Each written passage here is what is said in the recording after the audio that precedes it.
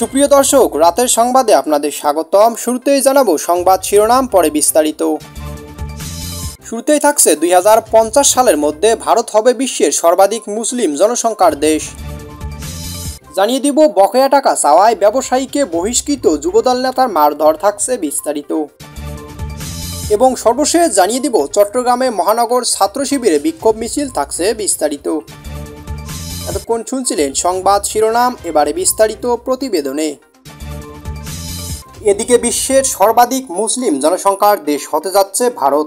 2010 থেকে 2020 এই 10 বছরে বিশ্বজুড়ে ব্যাপকভাবে বেড়েছে মুসলিম সম্প্রদায়ের জনসংখ্যা। ভারতেও তার ব্যতিক্রম হয়নি। দাবি করা হচ্ছে আগামী 25 বছরের বিশ্বের সর্বাধিক মুসলিম জনসংখ্যার দেশ হতে চলেছে ভারতে। সাম্প্রতিক এক প্রতিবেদনে চাঞ্চল্যকর এই তথ্য প্রকাশে এনেছে যুক্তরাষ্ট্রভিত্তিক থিঙ্কট্যাঙ্ক সংস্থার পিউ রিসার্চ সেন্টার। প্রতিবেদনে বলা হয়েছে গত 10 বছরে বিশ্বের মুসলিমদের জনসংখ্যা বেড়েছে 34.7 কোটি, যা অন্য সব ধর্মের মোট জনসংখ্যা বৃদ্ধির চেয়েও বেশি। বিশ্বজুড়ে মুসলিমদের জনসংখ্যা যেখানে 2010 সালে ছিল 23.9%, সেখানে 2020 সালে তা হয়েছে 25.6%। এর কারণ হিসেবে প্রতিবেদনে পিউ রিসার্চ সেন্টার বলেছেন, মুসলিমদের জন্মহার মৃত্যুহারের চেয়ে অনেক বেশি, তবে এই সংখ্যার ধর্মান্ধকরণের ঘটনাও হয়েছে, তবে তার পরিমাণও কম। মুসলিম জনসংখ্যার সবচেয়ে বেশি বৃদ্ধি দেখা গিয়েছে এশিয়া ও প্রশান্ত মহাসাগরীয় অঞ্চলে। পিউয়ের রিপোর্ট অনুযায়ী 2050 সালের মধ্যে বিশ্বের মুসলিম জনসংখ্যায় পৌঁছাবে 280 কোটিতে। সেই হিসেবে 2050 সালের মধ্যে ইন্দোনেশিয়াকে পেছনে ফেলে বিশ্বের সবচেয়ে বেশি মুসলিম জনসংখ্যার দেশ হয়ে উঠবে ভারত। অন্যদিকে পিউ রিপোর্ট অনুযায়ী 2010 এবং 2020 সালের সময়কালে হিন্দু ধর্মাবলম্বী মানুষ বেড়েছে 12%, যা বিশ্বের মোট জনসংখ্যা বৃদ্ধি প্রায় সমান। 2020 সালে বিশ্বের হিন্দুদের জনসংখ্যা ছিল 120 কোটি, যা বিশ্বের জনসংখ্যা 14.9%। এদিকে সবচেয়ে বেশি হিন্দু জনসংখ্যার দেশ ভারতে হিন্দুদের জনসংখ্যা কিছু কমেছে। রিপোর্ট অনুযায়ী 2010 সালে ভারতের হিন্দুদের জনসংখ্যা ছিল 80%, 2020 সালে সেটা কিছুটা কমে দাঁড়িয়েছে 79%। এদিকে বকেয়া টাকা চাওয়ায় ব্যবসায়ীকে বহিষ্কৃত যুবদল নেতার মারধর। ফেনীর পরশুরামের দোকানে বকেয়া টাকা চাওয়া কেন্দ্র করে ব্যবসায়ীকে মারধরের অভিযোগ উঠেছে মোহাম্মদ সায়েম নামের এক যুবদলের নেতার ও তার অনুসারীদের বিরুদ্ধে।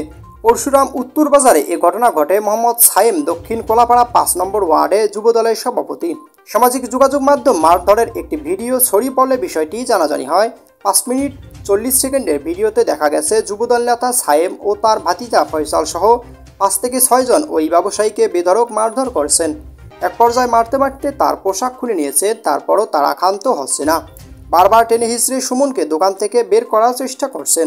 এ সময় নিজেদের যুবদল নেতা পরিচয় দিয়ে তাকে গালিগালাজ করতে শোনা গেছে। ভুক্তভোগী ব্যবসায়ী সুমন অভিযোগ করে বলেন, বকেয়া টাকা চাওয়ায় দক্ষিণ কোলাপাড়া 5 নম্বর ওয়ার্ড যুবদলের সভাপতি মোহাম্মদ সায়েম ও তার ভাতিজা ফয়সাল সহ কয়েকজন আমাকে বেধড়ক মারধর করে।